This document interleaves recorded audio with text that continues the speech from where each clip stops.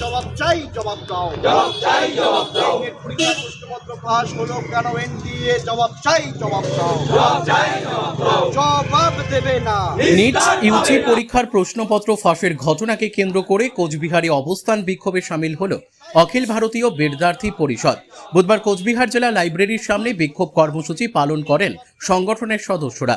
বিক্ষোভকারীদের অভিযোগ, প্রশ্ন ফাঁসের ঘটনায় বহু পড়ুয়ার ভবিষ্যৎ অনিশ্চয়তার মুখে পড়েছে, তাই শিক্ষা মাফিয়াদের বিরুদ্ধে কঠোর থেকে কঠোরতম শাস্তির দাবি জানানো হয়। সংগঠনের পক্ষ থেকে দাবি করা হয়েছে, এই ঘটনার সঙ্গে জড়িতদের দ্রুত গ্রেপ্তার করে দৃষ্টান্তমূলক শাস্তি দিতে হবে, যাতে ভবিষ্যতে এই ধরনের ঘটনা আর না ঘটে। দেখুন, আমরা সকলেই জানি যে ভবিষ্যৎ ডাক্তার যারা হয় নিট ইউজি পরীক্ষা দিয়ে সেটার প্রশ্নপত্র ফাঁস হয়ে গেছে, এটা কখনোই কাম্য না।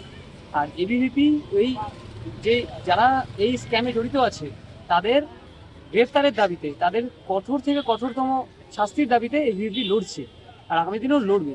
আর যারা বিক্ষোভ চলাকালীন বিভিন্ন স্লোগান দিতে দেখা যায় সংগঠনের সদস্যদের।